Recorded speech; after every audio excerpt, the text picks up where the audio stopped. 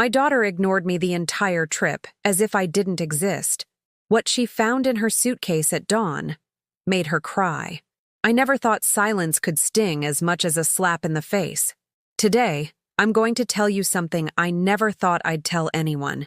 And if for a second this feels familiar to you, I just ask that you leave a like and subscribe. It will help me to keep unburdening my soul. The silver Mercedes-Benz gleamed under the morning New York sun like a promise of luxury I could never afford. My daughter Jessica was adjusting the rearview mirror with that meticulous precision she'd inherited from her father, the same man who had amassed a vast fortune investing in the stock market during the dot-com boom. Her hands, now adorned with a Cartier watch that cost more than 6 months of my Social Security checks, moved with the confidence of someone who had never known scarcity. "Mom, put your seatbelt on. We're running late," she said, without turning to look at me, her voice as sharp as broken glass. I was sitting in the third row of the SUV, wedged between Italian leather suitcases and bags of Christmas gifts wrapped in gold foil, like just another piece of luggage, like something that had to be transported but deserved neither comfort nor consideration. My back, weighed down by 73 years of washing other people's clothes, cleaning other people's houses, and raising ungrateful children, protested against the hard, narrow seat. The engine purred softly as we left the city, heading for the Long Island coast, where they had rented a villa in the Hamptons for the Christmas holidays. A house that cost more per week than I earned in an entire year. David, my son-in-law, drove with one hand while checking messages on his latest smartphone with the other. His cryptocurrency and Bitcoin businesses couldn't wait, not even for a family vacation. "Honey, did you see gold is up again?" he commented to Jessica, his voice filled with the satisfaction only known by those who watch their dividends grow while others struggle to put food on the table. "Our liquid net worth is going to close out the year over $5 million. Jessica smiled with that triumphant expression she had perfected since she married into money. Since she discovered it was easier to acquire a fortune by marrying it than by working to create it. "Did you hear that, Mom?" she shouted from the front seat, as if I were deaf as well as invisible. "David is thinking of buying more tech stocks. He's a business genius." I nodded silently, clutching the faux leather handbag I'd bought at TJ Maxx 5 years ago, back when I still had my job cleaning offices downtown. I remembered the mornings I'd get up at 5 to be on time, my fingers cracked from the cleaning chemicals, my knees swollen from scrubbing floors for 10 hours straight. All so she could go to a private university, so she could dress well, so she would never feel the humiliation of being poor. The children, my 3 grandchildren, were absorbed in their tablets, headphones on, completely disconnected from the real world. Mason, 12, was playing some violent video game. Sophia, 10, was watching videos of rich girls showing off their perfect lives on social media. And little Alex, just 8, was watching cartoons with zombies that screamed and devoured each other. I tried to get Sophia's attention, my middle grandchild, the one who had always been more affectionate with me. "Sophia, honey, what are you watching?" I asked softly, touching her arm gently. She looked at me with annoyance, as if I had interrupted something very important. "Nothing you'd be interested in, Grandma. It's my generation's stuff." Before I could answer, Jessica's voice cut through the air like a knife. "Mom, please, don't bother the kids. They're relaxing. They don't understand your old stories from when you were young. It's a different world." The words dug into my chest like thorns. Old stories. As if my life, my memories, my experiences were dusty relics in a museum no one wanted to visit. As if the years I raised my children alone, working from sunup to sundown so they would want for nothing, were just boring tales best forgotten. I leaned back against the seat and closed my eyes, pretending to sleep. But inside, something was beginning to crumble. Like those old neighborhood houses they tear down without warning, regardless of the memories held within their walls. The journey continued for 3 hours. 3 hours in which no one asked if I was thirsty, if I needed a bathroom break, if I was in any pain. 3 hours of listening to their conversations about investments, about the inheritance they expected to receive when I was gone, about the private schools where they would enroll the children next year. "When Mom's house sells," Jessica said, thinking I was asleep, We can buy that beachfront condo we saw last month. It's 3,000 square feet with an ocean view. And where will your mother live? David asked without lowering his voice. There are some really nice assisted living facilities. With what's left over from the sale, we can pay for a private room in one of those places with a garden. Assisted living. Like an old piece of furniture that no longer matches the new decor. Like something you put in storage because it's no longer useful, but you feel bad throwing it away. I opened my eyes and looked out the window at the landscape rushing by. Like my life, like my years, like the opportunities to be loved that slipped away one after another without me being able to stop them. The ancient oak trees stretched to the horizon, their branches twisted by time but still strong, still bearing fruit. I had once been like that. Strong, generous, always giving, but now I felt like a tree that no longer provided enough shade, an obstacle on the land where others wanted to build something new and shiny. The Mercedes finally stopped in front of the Hamptons villa, a white mansion with Roman columns, an infinity pool, and gardens that looked like they were straight out of a magazine, the kind of place I had worked cleaning for years, but always from the service entrance, never as a guest. David unloaded the suitcases while Jessica stretched and fixed her blonde hair, the upkeep of which cost more per month than my rent. The children ran towards the house without a single backward glance at me, and I, as always, was the last one out of the car, the last one to matter.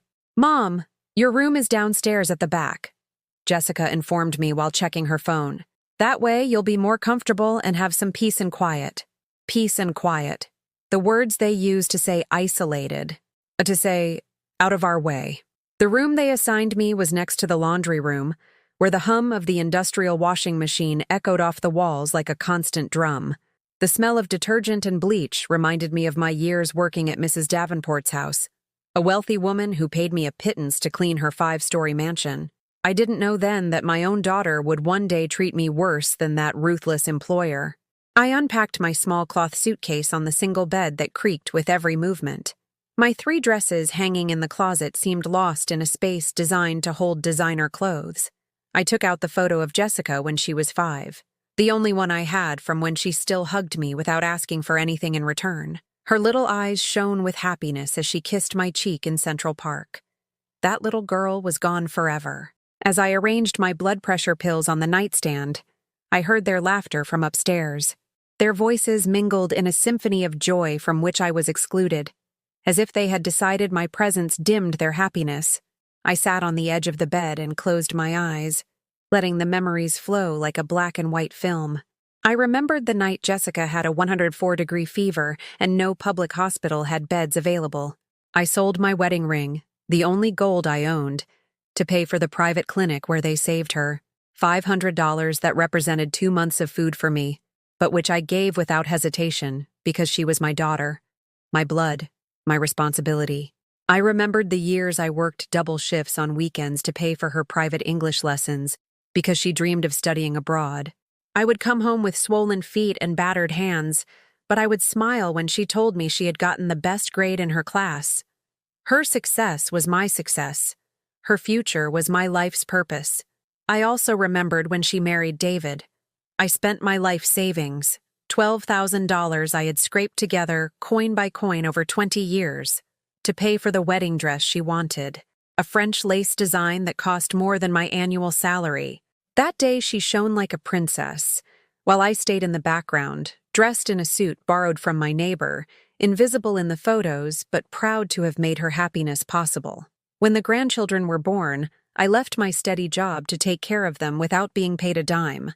For 5 years, I was their free nanny, cook, nurse, and tutor. While Jessica and David built their empire of real estate and cryptocurrency, I changed diapers, prepared bottles, and sang lullabies until my voice was hoarse. "Mom, you're a treasure," she used to say then. "I don't know what we'd do without you." But when the children started school and they didn't need me as much, that gratitude evaporated like water in the desert. Suddenly, my advice became lectures. My affection, smothering. My experience, outdated ignorance. A soft knock on the door pulled me from my thoughts. It was Sophia, my granddaughter, her brown hair in pigtails and a shy expression that reminded me of her mother as a child. "Grandma, can I come in?" "Of course, my love. Come here." She sat next to me on the bed, and for a moment, I thought we had recovered our lost connection. But when she opened her mouth, my heart sank. "Grandma, Mom told me to ask if you can lend her some money for summer vacation. She wants to take us to New York City, but she says expenses have been really high this year." Expenses? As if maintaining their lifestyle was my responsibility. As if my $800 Social Security check could compete with the thousands of dollars they managed every month. "How much does she need?" I asked, though I already knew I had nothing to give. $5,000. She says she'll pay you back when they sell your house. $5,000. My entire income for more than 6 months. The money I needed for my medicine, for food, for basic survival. And she was asking through a 10-year-old child, as if using her own children to manipulate me was the most natural thing in the world. "Sophia, my love, tell your mom that Grandma doesn't have that kind of money." The girl's face changed instantly. The sweetness turned to coldness, as if she had memorized the transition. "Mom says if you don't help us, it's because you don't really love us. She says grandmas who love their grandkids always find a way to help." Every word was a poisoned stab. Jessica had trained her own daughter to be her accomplice in emotional blackmail. She had turned love into a business transaction where my value was measured solely by my ability to finance their whims. "Go on. Go play with your brothers," I said, stroking her cheek with a tenderness I no longer felt returned. When Sophia left, I was left alone with the weight of a truth I had been denying for years. To my family, I was no longer a person. I was a walking ATM, a source of resources that was expected to work when needed and disappear when in the way. That night, during dinner on the terrace overlooking the ocean, no one spoke to me directly. They talked over me, through me, as if I were a ghost sitting at the table. David told jokes that made everyone laugh but me, because his jokes were always aimed at old women, poor people, people like me. "You know why mothers-in-law are always in a bad mood?" he said while cutting his steak. "Because they know they've served their purpose and nobody needs them anymore." Jessica's laughter echoed like shattering glass in my ears. My own daughter, laughing at a joke that degraded me, that reduced me to the status of a nuisance, useful only for paying bills and watching grandchildren. "David's right," Jessica added, wiping away tears of laughter. "My mother has always been dramatic. Everything is a tragedy to her. Dramatic. That's what she called me for feeling pain when they disrespected me, for reacting like a normal human being when they treated me like I was less than nothing." I finished my plate in silence, chewing each bite as if it were sand. The fish tasted of humiliation, the wine of unshed tears. Around me, the conversation revolved around their next investments, the jewelry Jessica wanted to buy, the international schools where they would send the children. "When we inherit Mom's house," Jessica said, as if I weren't there, "we'll be able to diversify our portfolio. David says it's better to have assets in different sectors." Inherit. As if I were already dead. As if my remaining years were just an annoying formality they had to endure until they collected their prize. That night, lying in the bed that smelled of industrial detergent, I stared at the ceiling and wondered when I had stopped being their mother and become their inheritance project. When love had transformed into financial calculations and investment strategies. Outside, the Atlantic waves crashed against the beach with a hypnotic rhythm that reminded me of my own heartbeat when Jessica was a baby and I rocked her in my arms during sleepless nights. I believed then that the love between a mother and daughter was unbreakable, eternal, stronger than any adversity. How naive I had been.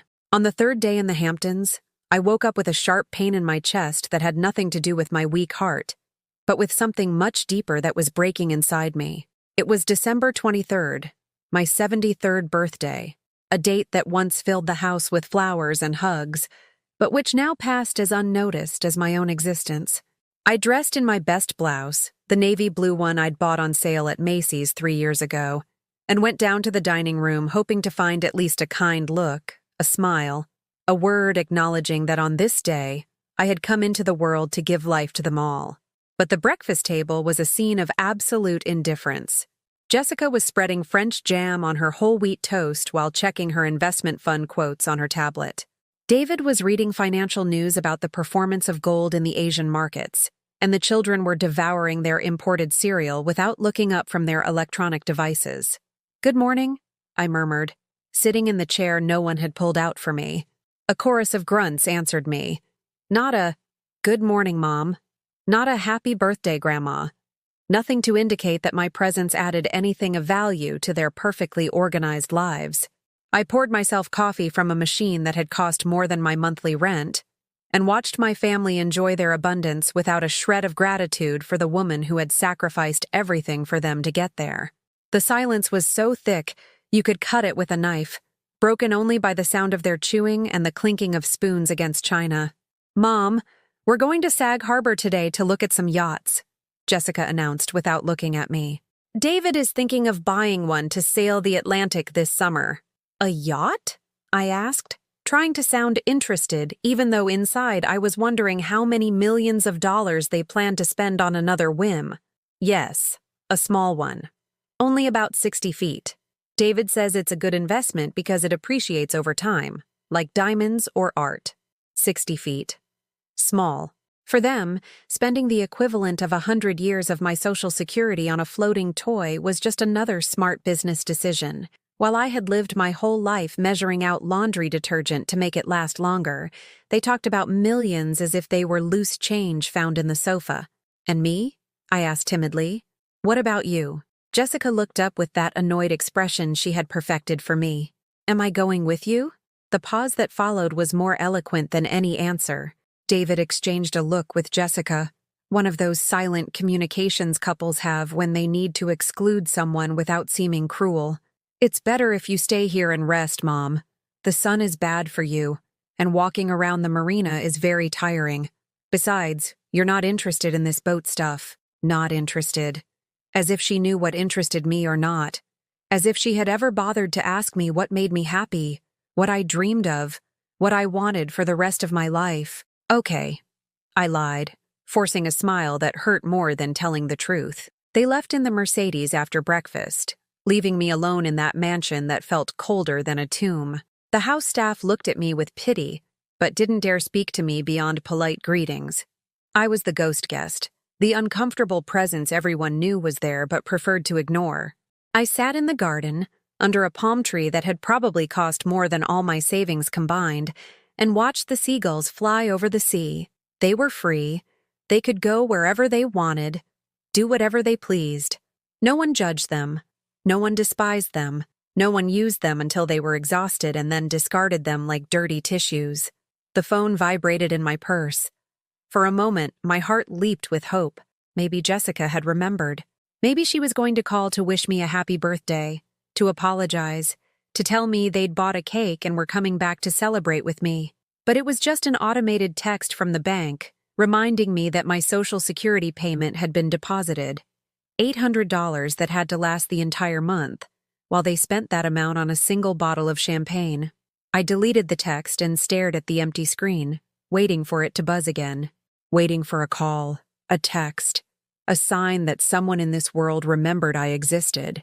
But the silence spread like an oil slick, filling every corner of my loneliness until I drowned in it. That afternoon, when they returned loaded with bags from expensive brands and talking excitedly about the yacht they had chosen, I was still in the same spot, like a piece of furniture that no one moves because no one notices it. "Mom, you won't believe it!" Jessica shouted, bursting in like a hurricane of joy that had nothing to do with me. "We found the perfect yacht. It has 3 cabins, 2 bathrooms, a full kitchen, and an incredible deck. David already signed the deposit." "How much does it cost?" I asked, though I knew the answer would hurt. $2.5 million. But it's a bargain, because the previous owner was in a hurry to sell. He needed the liquidity for other business ventures. $2.5 million. The number hung in the air like an invisible slap. That amount could have paid for my housing for 300 years, bought medicine for 1,000 people like me, fed an entire family for several generations. How nice, I stammered, feeling as if I'd been punched in the stomach. And the best part is we can throw amazing parties. I already told my friends from the city to come out next summer. It's going to be divine. Parties. For her friends. For people who didn't know me and didn't care to. While I would be at home, alone, counting my dollars to make them last until the end of the month. That night, at dinner, I worked up the courage to ask the question that had been burning in my throat for days. Jessica, do you remember what day it is today? She chewed her grilled lobster with the calculated slowness of someone who knows they're being put in an uncomfortable position. It's Wednesday, isn't it? It's December 23rd. Right, almost Christmas. The kids are so excited. The silence that followed was so heavy it felt like it would crush me. I waited. I waited for her to realize, to remember, to do the mental math and connect the date to something important in my life. But nothing happened. It's my birthday, honey. The words came out of my mouth like shards of glass, cutting me from the inside as I spoke them. Jessica stopped chewing. David looked up from his phone. The children continued with their own things, oblivious to the moment their grandmother's heart was shattering in public. "Oh, Mom," Jessica exclaimed with the fake surprise of a bad actor. "It completely slipped my mind. With everything going on with the trip, it slipped my mind. Like forgetting to pay an unimportant bill. Like forgetting to buy bread. Like forgetting to water a plant that no longer looks good in the living room. It's okay," I lied again, because lying had become my survival mechanism. "It's not important." But it was important. It was the only important thing I had left in this world. Knowing that someone celebrated my birth, that my existence had added something valuable to the universe, that my life had been worthwhile. "We'll buy you something nice tomorrow," Jessica promised, turning back to her lobster as if the matter were settled. "Something you'll like. Something I'll like." As if she knew what I liked. As if she had ever paid attention to my preferences, my dreams, what truly made me smile. That night, in my room next to the laundry, I sat in front of the vanity mirror and looked at myself. 73 years, 73 birthdays. And for the first time in my life, no one had celebrated that I was alive. The woman in the mirror stared back with tired eyes, lines that spoke of years of forced smiles and swallowed tears. Her gray hair was in a simple bun, her skin wrinkled from working under the sun, and her hands worn from a lifetime of giving without receiving. But in those tired eyes, something began to change. A small spark, barely perceptible, but real. The spark of someone who was finally beginning to understand that she deserved better than this. The morning of December 24th dawned with a gray sky that seemed to reflect the state of my soul. Christmas Eve. A day that for decades had meant family gatherings, sincere hugs, and the warmth of feeling loved. But this time, I woke up with the certainty that something fundamental had changed within me during the night. I dressed slowly, choosing my red dress, the one I'd bought for Christmas 5 years ago when I still believed family holidays were sacred. When I went down to the dining room, I found Jessica on the phone, speaking in a low voice. She ended the call abruptly when she saw me. Yes, we'll talk later. Bye." She hung up quickly, putting her phone away with a nervous smile that didn't convince me. "Who was that?" I asked as I poured myself a coffee, my hands trembling slightly. "No one important, Mom, just work stuff." Work. David worked with crypto, and she was dedicated to spending the dividends his investments generated. Her work consisted of deciding which luxuries to squander their automatically growing wealth on. During breakfast, I noticed something strange in the air. There was a different tension, as if they were all keeping a secret I wasn't supposed to know. David avoided my gaze more than usual, and the children seemed particularly restless, whispering among themselves in a corner of the living room. "Is something wrong?" I asked, feeling that maternal instinct that never dies. Not even when your children treat you like you're invisible. "No, Mom. Everything's perfect," Jessica answered with that artificially cheerful voice she used when she was lying. "We're just excited for Christmas Eve." After breakfast, Jessica announced they had to go out for some last-minute Christmas shopping. Again, I was left alone in the mansion, like furniture not worth moving. "Do you need anything? Can I help?" I offered, already knowing the answer. No. You rest, Mom. You already do too much." Too much. As if breathing were an excess. As if my mere existence were a burden they had to bear out of family obligation. They left in the Mercedes, leaving me with the echo of their laughter fading down the gravel driveway. I stayed in the garden, sitting on the same bench as the day before, watching the clouds gather, threatening rain. The sea breeze carried the scent of salt and dampness, reminding me of the walks I used to take on the beach in my youth, when the future seemed full of infinite possibilities. Around noon, I decided to go inside to make myself some tea. As I passed through the main living room, I noticed Jessica's phone had been left on the coffee table, plugged into the charger. The screen lit up with a notification, and my eyes were inadvertently drawn to the message that appeared. It was from Teresa, David's mother. A voice message. I shouldn't have listened. I knew it was a violation of her privacy. But something inside me, that intuition mothers develop after decades of protecting their children, told me I needed to know what that message said.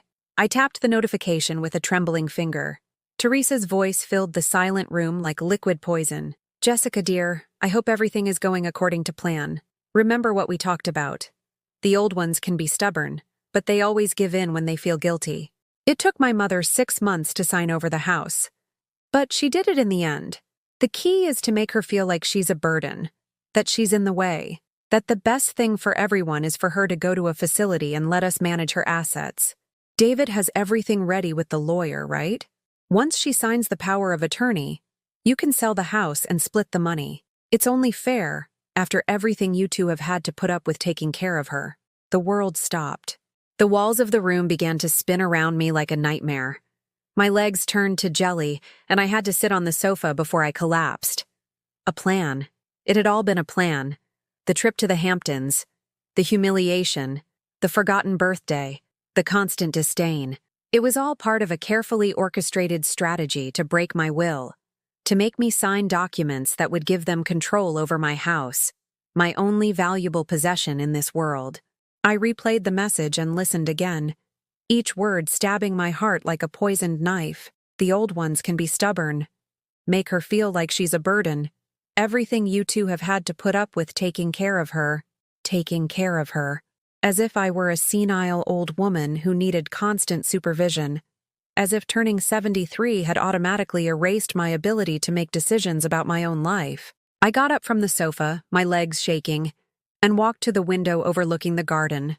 Outside, the rose bushes I had admired now looked like funeral flowers, decorating a grave they had already dug for me while I was still alive. My house. The house where I had raised Jessica, where we had celebrated her birthdays, where I had cried when her father left us, where I had worked for years sewing other people's clothes to pay for her college education.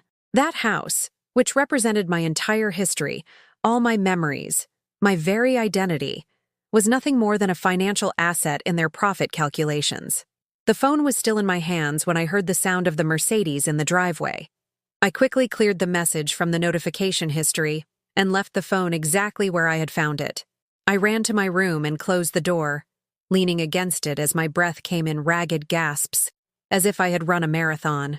I heard their voices in the foyer, their laughter, the sound of shopping bags dropping to the floor. They sounded so normal, so happy, so innocent, as if they hadn't just plotted the cruelest theft a mother can suffer, the theft of her dignity, her autonomy, and her home by her own children. Someone knocked on my door. "Mom, come see what we bought you." It was Jessica, her voice falsely sweet, a tone I now recognized as part of her act. I glanced in the mirror, checking that my face didn't betray what I had just discovered. I had to be strong. I had to think. I had to plan my next move with the same calculated coldness they had used on me. "I'm coming," I called out, surprised at how normal my voice sounded. I left the room and found them in the living room, all smiling like actors in a charity play. Jessica was holding a small bag with the logo of an expensive jewelry store. "Happy belated birthday, Mom," she exclaimed, handing me the bag with a smile that now looked like a shark's. Inside was a silver bracelet with a small heart charm. Pretty, delicate, probably expensive by normal standards. But knowing what I now knew, knowing they had spent $2.5 million on a yacht, knowing my house was worth at least $500,000, that bracelet felt like the most insulting tip in the world. "It's beautiful," I lied, letting her fasten it on my wrist like a silver shackle. "We wanted to get you something special," David said, and for the first time, I noticed how his snake-like eyes avoided mine when he spoke. Something to remind you how much we love you, how much they loved me. The word love had been prostituted into currency for a transaction where I was simultaneously the buyer and the product being sold. "Thank you so much," I whispered, touching the silver heart that dangled from my wrist like a silent mockery. That night, during Christmas Eve dinner, I watched them with new eyes. I saw how David poured my wine with the studied gestures of an attentive son-in-law. I saw how Jessica asked about my health with feigned concern. I saw how the children gave me calculated kisses on the cheek meant to soften my heart. It was all theater. A cruel performance designed to convince me they loved me while they planned to strip me of everything I had left in life. When they wished me a Merry Christmas and hugged me before going to bed, I felt as if I were being embraced by strangers, by actors paid to play the role of a loving family in the most painful play of my existence. That night, lying in my bed next to the laundry room, I made the most important decision of the last 20 years. If they wanted to play a game, we would play. But this time, I would be the one setting the rules. December 25th dawned differently, not because the weather or the Hamptons landscape had changed, but because something fundamental had transformed within me during the sleepless hours after my discovery. For the first time in decades, it wasn't me who was afraid of losing something. It was them. I got up early, before the rest of the family, and made coffee with the calm of someone who finally knows all the cards on the table. As the aroma filled the kitchen, I took out my phone and dialed a number I had been avoiding for months. "Carol, it's Grace. Yes, I know it's Christmas, but I need you to do a very important favor for me." Carol was my neighbor in Queens, a trustworthy woman who collected my mail when I was away. But more importantly, she was someone who understood what it meant to survive with dignity when the world seemed to conspire against you. "I need you to go to my house and find a blue folder in the second drawer of my desk. Inside are bank documents and legal papers. Keep them at your house until I get back." Carol didn't ask questions. After 40 years of friendship, she had learned to recognize the moments in my voice when explanations were unnecessary and action was urgent. "Are you okay, Grace?" "I'm going to be," I replied. And for the first time in weeks, those words sounded true. After hanging up, I sat in the garden with my coffee and watched the sunrise over the Atlantic. The seagulls flew freely over the waves, and for the first time, I understood that freedom wasn't something you lost gradually because of others. It was something you gave away willingly, betrayal by betrayal, humiliation by humiliation, until one day you woke up in a cage with the door wide open, unable to remember when you had decided to walk in. When Jessica came down for breakfast, she was wearing a silk nightgown that cost more than my monthly Social Security check and had that satisfied look of someone who sleeps with a clear conscience after plotting to dispossess her own mother. "Good morning, Mom. Did you sleep well? You look different this morning." Different. She was right. I had gone from being her victim to being her adversary, though she didn't know it yet. "Very well, honey. I've been thinking about what we discussed yesterday." "What was that?" "The assisted living facility. I think you're right. It's time for a woman my age to stop being a burden to her family." The words came out of my mouth like poisoned honey, each one calculated to feed her false sense of victory. I saw her eyes light up for a second before she composed them into an expression of feigned concern. "Mom, don't say that. You're not a burden. It's just that, well, sometimes we think you'd be more comfortable with people your own age, with activities designed for you. Activities designed for me. Like playing bingo while waiting to die in a shared room with strangers who had been just as naive as I was." "You're right, Jessica. And about the house. Maybe it's better if you two take care of everything. I don't understand anything about papers and numbers anymore." The lie flowed from my lips with an ease that surprised me. Decades of being underestimated by my own family had taught me how to act like the helpless old woman they wanted me to be. David appeared in the kitchen at that moment, as if he had been waiting to hear exactly those words. His eyes gleamed with the greed of someone who sees an unexpected profit approaching. "Grace, you don't have to worry about a thing," he said, using that patronizing tone he had perfected for speaking to me. "We'll take care of everything. We just need you to sign some documents so we can manage your finances more efficiently." Efficiently? as if my life were a poorly managed company in need of a new CEO. "What kind of documents?" I asked, feigning the confusion of an elderly woman overwhelmed by legal jargon. "Just a power of attorney," David explained with the feigned patience of someone explaining something complicated to a child. "That way we can help you with payments, bills, the kind of things that get so complicated with age." With age. As if turning 73 was synonymous with automatic dementia. "Okay," I nodded, looking down as if I were overwhelmed. "You know more about these things than I do." The smile that David and Jessica exchanged was the final confirmation that everything I had heard in that message was true. They saw me as an easy target, a confused old woman they could manipulate until they got what they wanted. "Perfect," David said, taking out his phone. "I'll call the notary right now. Luckily, I have a trusted one here in the Hamptons who can come over this afternoon." Of course he had a trusted notary. Everything had been planned from the start. They had probably been preparing the documents for months, calculating the value of my house, mentally dividing the spoils before I had signed a single paper. "There's just one thing," I said, looking up with an expression of genuine concern. "What is it, Mom?" "Well, I was talking to my neighbor Carol yesterday, and she mentioned she saw some men lurking around my house. Strange people asking about me. I'm worried that when word gets out that the house is empty—" It was a lie, of course. But I saw David and Jessica tense up. The possibility of something interfering with their plans caused them visible anxiety. "What kind of men?" David asked, his voice losing its artificial calm. "I don't know. They looked like investigators. Or from the bank. Carol said they were asking about documents if I had debts or something." David's face paled slightly. A man who had built his fortune in the gray areas of cryptocurrency knew that any investigation could bring unexpected trouble.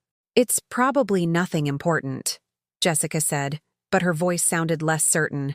"You're right," I agreed, "but maybe it would be better to wait a bit before signing any papers. Just in case there's some legal issue I don't understand." I saw them look at each other, a silent communication filled with frustration. Their perfect plan had just hit an unexpected snag. "Don't worry about that, Grace," David insisted.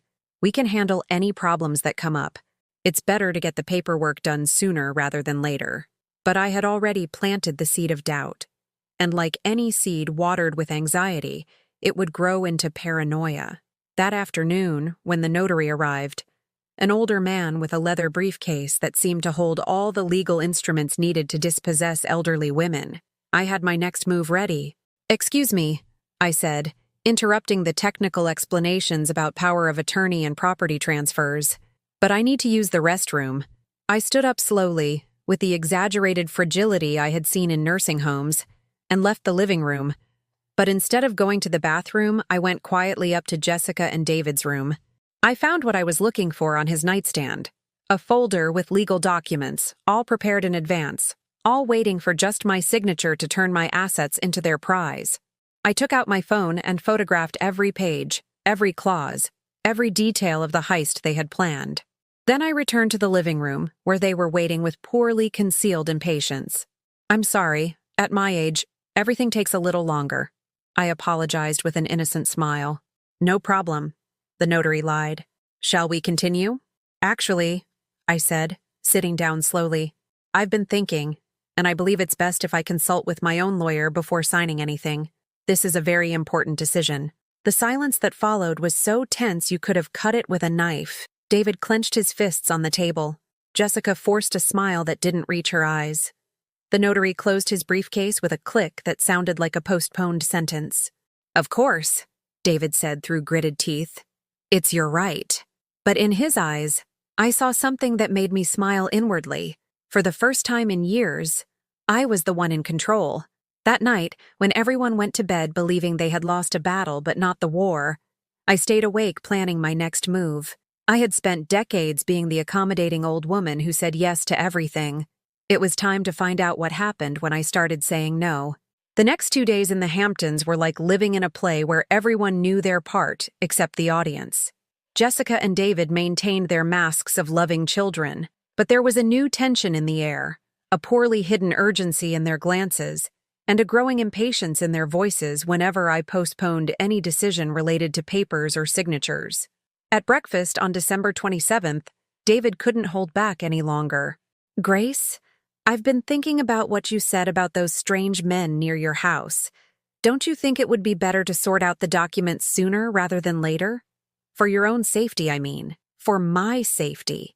As if signing a power of attorney were a bulletproof vest against imaginary criminals." "Perhaps," I replied, stirring my coffee with the slowness of someone who has all the time in the world. "But you know, David, at my age, I don't rush into anything. I've learned that important decisions need time to mature." I saw his jaw tighten. A man accustomed to moving millions of dollars in crypto with a single click couldn't understand why a 73-year-old woman couldn't just sign some papers without all the drama. "Mom, it's not that complicated," Jessica intervened, her voice taking on that condescending tone she used when her patience wore thin. "They're just formalities, paperwork so we can help you better." "I know, dear, but I was talking to my doctor in the city yesterday, and she told me something interesting.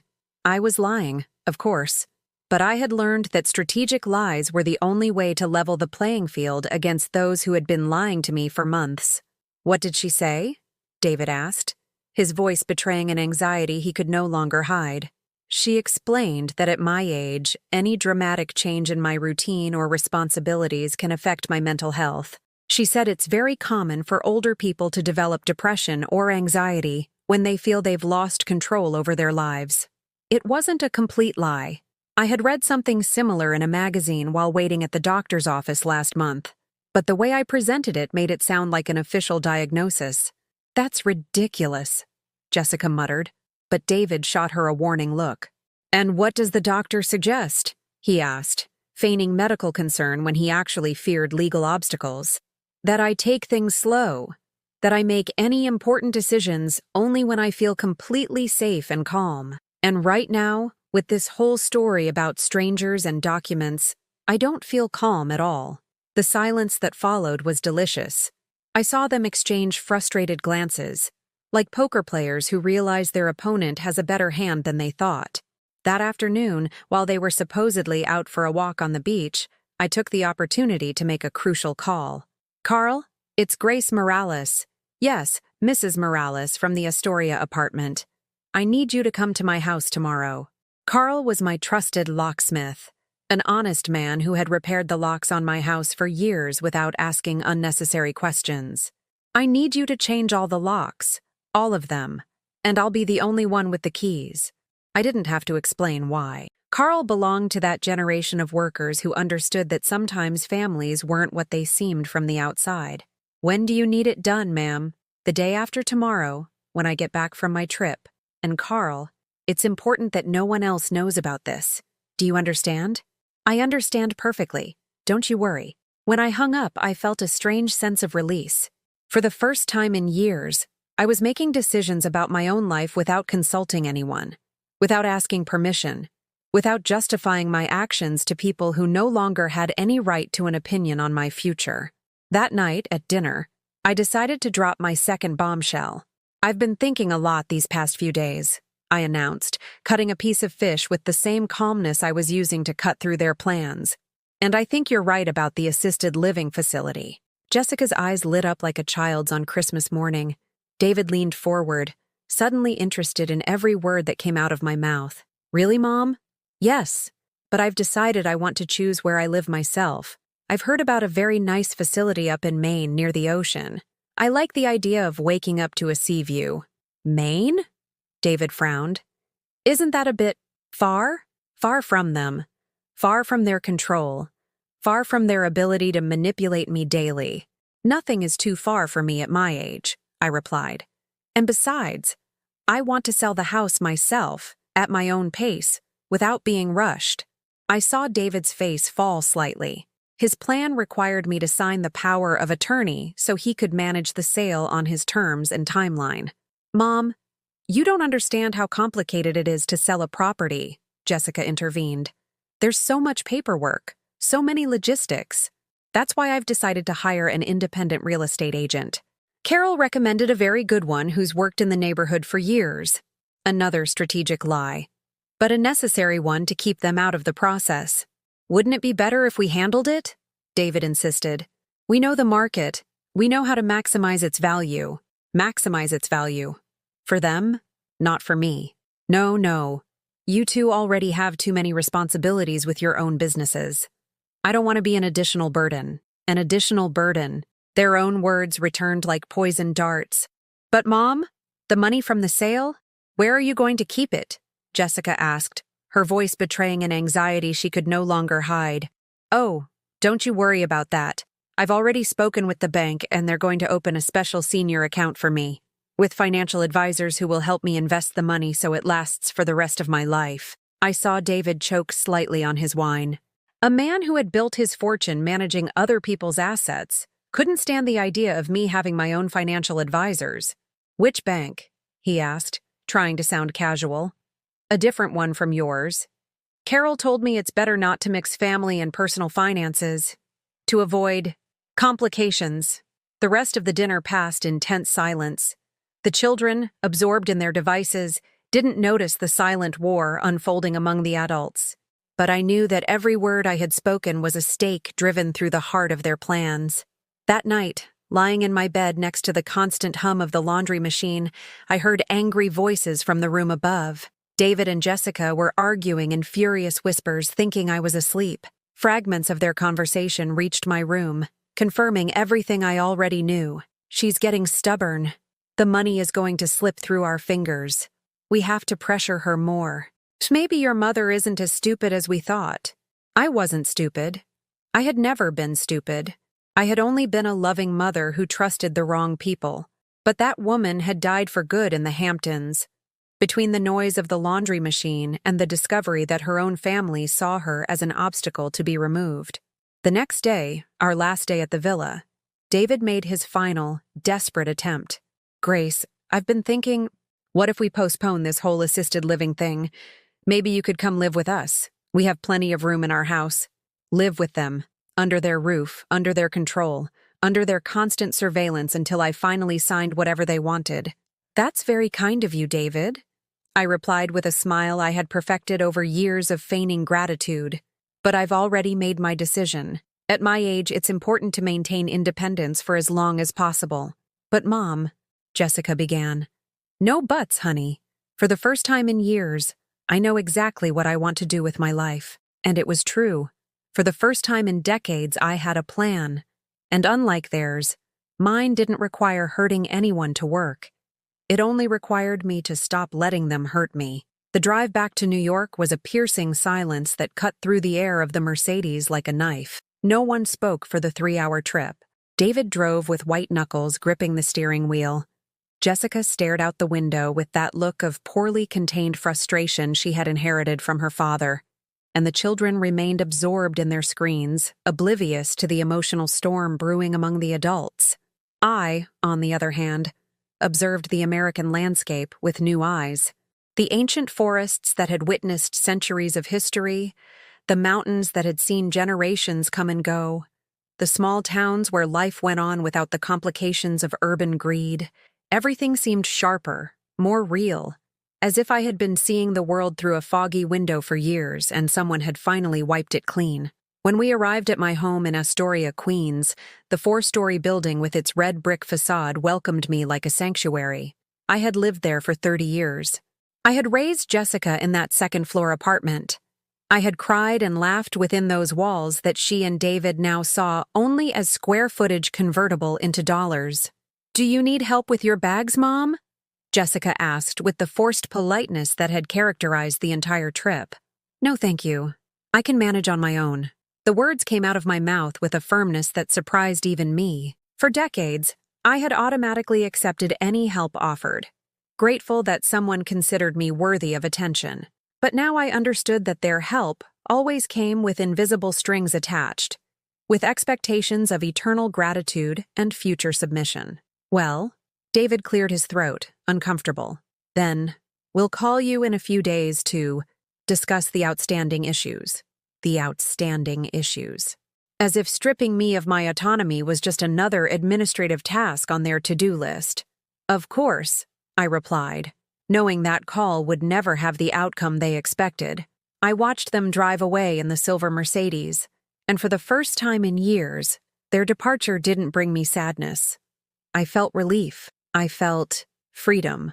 I slowly climbed the stairs to my apartment, each step echoing like a step into my new life. When I opened the door with the key that Carl would be replacing the next day, the familiar smell of my home wrapped around me like a hug. It wasn't a large or luxurious home, but it was mine. Completely mine. The phone rang the next morning, early. It was Jessica, her voice laced with the fake concern she had perfected during the trip. "Mom, how did you sleep? Is everything okay at the apartment?" "Everything's perfect, honey. I slept better last night than I have in weeks. I'm glad. Listen, David and I were talking, and we thought maybe you could come over for lunch on Sunday to continue the conversation about your future, my future, as if it were something to be decided by a committee, as if my 73 years hadn't earned me the right to have a say in my own remaining years. I can't this Sunday, Jessica. I have plans." "Plans? What plans?" The genuine surprise in her voice revealed the extent to which they had categorized me as a woman with no life of her own, no interests, nothing to do but wait for their calls and visits. "I'm going to look at some apartments." "Apartments? But Mom, I thought you had decided on the facility in Maine." "I changed my mind. I decided I'd prefer a smaller apartment here in the city, something more manageable but still my own." The silence on the other end of the line was so long that for a moment I thought we'd been disconnected. "Mom, are you sure that's a good idea? A new apartment means expenses, moving, paperwork. Don't you worry about that. I've already contacted a highly recommended real estate agent. Her name is Patricia Miller. She has an office in the West Village and specializes in helping seniors downsize without any hassle." Another lie, but a necessary one. The truth was, I had decided to stay exactly where I was, in the home I'd always known, but I wanted them to believe I was in the process of moving. It was a way to keep them anxious and uncertain while I organized my new reality. And the money for the new apartment? There it was. The question that truly mattered to them. Not my comfort, not my happiness, not my well-being. The money. "Oh, I'm not going to use the money from the sale of this place for that." Patricia explained to me that there are government programs for seniors, special loans, even tax credits. It's amazing all the resources that exist that I never knew about. In truth, those programs did exist. I had researched them during one of my sleepless nights in the Hamptons, browsing the internet on my phone while they thought I was asleep. But I didn't need them. I just wanted David, with all his financial expertise, to worry about variables he couldn't control. "Mom, I don't think those programs are that." "Jessica, I have to go. Patricia is picking me up in an hour to see the first apartment." I hung up before she could reply, something I had never done in my life. I had always been the one to wait for others to finish their conversations, the one who adapted to their schedules, who postponed her needs for theirs. But that woman had died in the Hamptons. That afternoon, for the first time in months, I left my house without a specific destination related to family responsibilities. I walked the streets of my neighborhood like a tourist in my own life, discovering cafes that had opened while I was too busy taking care of others to take care of myself. I sat down at a small outdoor table near the Union Square Green Market and ordered a latte and a slice of apple pie. The waitress, a young woman with pink-dyed hair, smiled at me with genuine warmth. "Are you celebrating something special?" she asked as she brought my order. "Yes," I replied without hesitation. "I'm celebrating that I've finally learned to say no." She laughed, thinking it was a joke, but I was completely serious. As I ate my pie, I watched the people passing by, young mothers pushing strollers, grandparents playing with their grandchildren in the nearby park, elderly couples walking hand in hand, all living their lives without asking permission, without justifying their decisions, without trading their autonomy for crumbs of affection.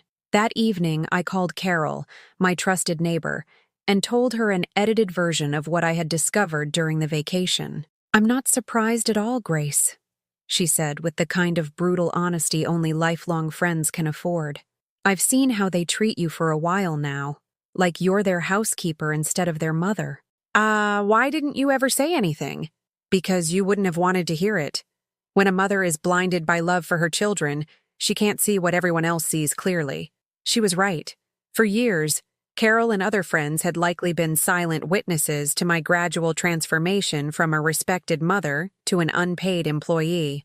"What are you going to do now?" she asked. "Something I should have done a long time ago. I'm going to live for myself." The next day, Carl arrived on time to change the locks. He was a man of few words and many skills, who worked in silence while I made coffee for both of us. "Family trouble?" he asked as he installed the third new lock. "Let's just say some members of my family mistook my generosity for weakness." "Happens a lot," he nodded, testing the mechanism. "My own mother had to do the same thing with one of my brothers. Sometimes family can be more dangerous than strangers." When he was finished, he handed me 3 sets of keys. Only 3 sets. For my hands only. "If anyone comes asking for extra keys, you don't know me, all right?" "All right." That afternoon, for the first time in years, I went shopping. Not to the supermarket to stock the family pantry. Not to find gifts for grandchildren's birthdays. Not to buy medicine for ailments no one else took seriously. I went to buy clothes for myself. I walked into a small boutique in the West Village I had never dared to enter because its prices seemed prohibitive for someone who had always put others' needs before her own. The saleswoman, an elegant woman my own age, greeted me without the condescension I expected. "Are you looking for something special?" "I'm looking for clothes that make me feel like the woman I am, not the woman others need me to be." She understood immediately. For the next hour, she helped me pick out 3 dresses, 2 blouses, and a coat that looked good on me not because they were practical or age-appropriate, but because they made me feel beautiful. Leaving the store with my bags, I caught my reflection in a shop window and didn't recognize the woman looking back at me. There was something different in my posture, in my expression, in the way I occupied the space on the sidewalk. For the first time in decades, I wasn't hunched over by the weight of others' expectations. I was standing tall, free, and finally alive. 6 months later, the apartment that had been my home for 3 decades had transformed into something I never thought it could be. A sanctuary where every object existed because I had chosen it, not because someone else needed it or expected it of me. The walls, once covered with family photos where I always appeared in the background, smiling from the corners while others took center stage, now displayed paintings I had bought because they brought me peace. Seascapes that reminded me of freedom, wildflowers that celebrated beauty without a utilitarian purpose, portraits of strong women by local artists selling their work at the Brooklyn flea market. The kitchen, which for years had been a factory producing meals for family gatherings where no one ever asked if I liked what I cooked, now stored only my favorite things. Jasmine tea instead of bitter coffee, shortbread cookies instead of sugar-free cereal, a good sharp cheddar, a bottle of Cabernet Sauvignon, dark chocolate that I didn't have to share with anyone. The telephone was no longer an instrument of torture. During the first few weeks after the Hamptons, Jessica called daily with the nervous insistence of someone who feels they are losing control of a situation. Her conversations always followed the same pattern, seemingly innocent questions about my health, my finances, my plans, followed by increasingly direct suggestions about what I should do with my life. But I had learned to handle those calls like an expert diplomat. I responded with polite vagueness, postponed any important decisions, and when the conversation became too insistent, I simply said I had a doctor's appointment or a visit from Carol and hung up. Gradually, the calls became less frequent, from daily to every other day, then weekly, and finally just on Sundays out of obligation rather than genuine interest. It was as if my refusal to be the docile old woman they expected had made me lose my appeal as a target. One afternoon in May, as I was watering the plants I had started to grow on the small balcony overlooking the street, the doorbell rang. When I opened it, I found Sophia, my 10-year-old granddaughter, standing on the landing with an expression of curiosity and a little nervousness. "Grandma? Can I come in?" I invited her in, surprised to see her alone. For all these months, any contact with the grandchildren had been strictly supervised by Jessica, as if she feared I would contaminate them with subversive ideas about personal autonomy. How did you get here, my love? On the subway. Mom thinks I'm at my friend Laura's house, but I told her I had to come see you. Sophia walked through the apartment with the observant eyes that children have, noticing changes that adults might have missed. She stopped in front of a new painting, one of an older woman dancing alone in an empty square. It's nice in here, Grandma. It feels different. Different how? I don't know. Like it's really yours. Before, it always seemed like you were living in someone else's house. The insight of children can be devastatingly accurate. Sophia had expressed in one sentence what had taken me 73 years to understand. Why did you come, sweetie? She sat on the new sofa, one I had chosen for comfort and not for what the family might think of its color or style. Because Mom and Dad talk about you all the time, but they never say nice things. And I miss you. What do they say about me? That you've gotten weird, that you don't want help, that you're selfish because you don't want to share your money with the family. Selfish. For the first time in my life, deciding what to do with my own resources made me selfish in the eyes of those who had never shared theirs with me. What do you think, Sophia? I think you have a right to be happy. And you didn't seem happy before when you came to our house. And now? Now you seem alive. That 10-year-old girl had diagnosed with surgical precision what had happened over these months. I hadn't just regained my financial and emotional autonomy. I had regained my life. We spent the afternoon together, baking cookies and talking about things that had nothing to do with money, responsibilities, or family expectations. I told her stories from when I was young, before I became a mother, when I had dreams that didn't involve sacrificing everything for others. She told me about her plans for the future, her desire to travel, her decision to never depend on anyone financially. Grandma, can I come visit you again? Whenever you want, my love. But it will be our secret until you're older and can make your own decisions about who you visit. After she left, I sat on my new sofa, surrounded by the silence I had learned to value as the greatest luxury of my new life. It wasn't the silence of abandonment, but the silence of peace. That night, I received a call from David. His voice had that controlled tension of someone trying not to lose their temper. Grace, we need to talk. Can we come by tomorrow? What do you want to talk about? About your situation. Jessica is worried because you haven't made any progress on the assisted living facility or selling the house. It's been months. That's because I changed my mind. I've decided to stay where I am. The silence on the other end was so heavy I could almost feel his frustration coming through the phone. Grace, we can't go on like this. We need to know what your real plans are. My real plans are to live my life however I damn well please, David. Without consulting anyone, without asking for permission, and without justifying my decisions to people who are only interested in my well-being when it aligns with their financial interests. That's not fair. You know what's not fair?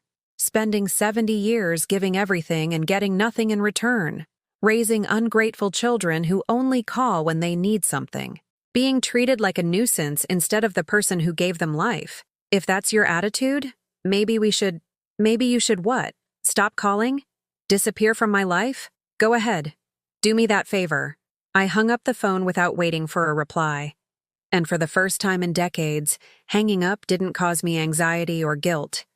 It brought me relief. The following days were the quietest I had experienced in years.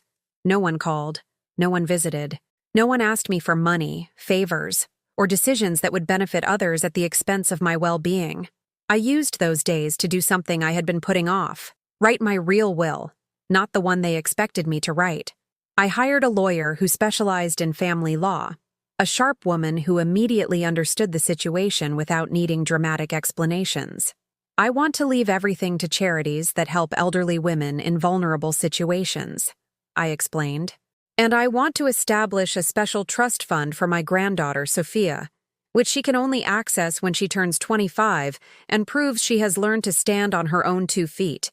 And for your daughter? For my daughter? Nothing. She already received everything she was going to get during the first 40 years of her life. 3 months later, on a golden afternoon in August, I was sitting at a cafe in Washington Square Park when I saw a woman pass by whom I didn't immediately recognize. She was walking with a stoop, with the nervous haste of someone who is always late for obligations they didn't choose.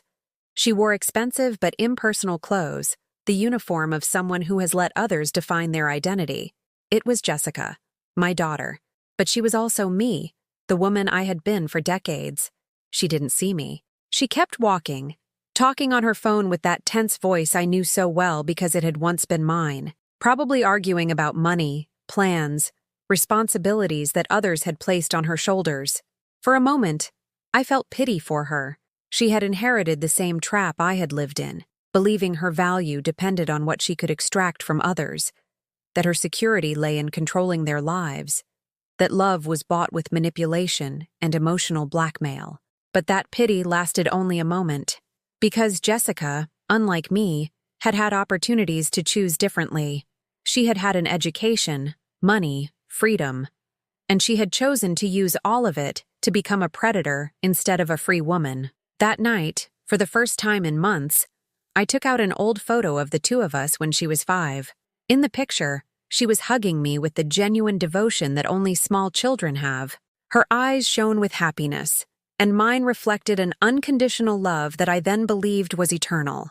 I looked at that photo for a long time, not with nostalgia, but with a kind of ceremonial closure. That little girl had really existed, but she had died somewhere along the road to adulthood. In her place had grown a stranger who shared my blood, but not my heart. I put the photo away in a box with other memories I no longer needed to carry. I didn't throw it away, because it had been real, but I didn't leave it out in sight either, because that reality belonged to the past.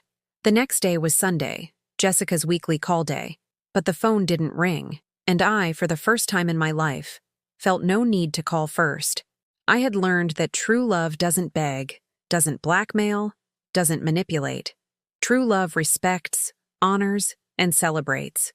And if someone wasn't capable of offering me that, then they didn't deserve a place in my new life. That evening, I poured myself a glass of the good wine I had bought just for me, put on music I loved at a volume that felt perfect, and sat on my balcony to watch the sunset over the New York City skyline. For the first time in 73 years, I didn't have to be anything for anyone but myself, and it was the most beautiful feeling in the world. Have you ever experienced something similar? Or do you know someone who has gone through this kind of emotional family abuse? Tell me your experience in the comments. If this story moved you, please give it a like and subscribe to the channel so this message can reach someone who really needs to hear it.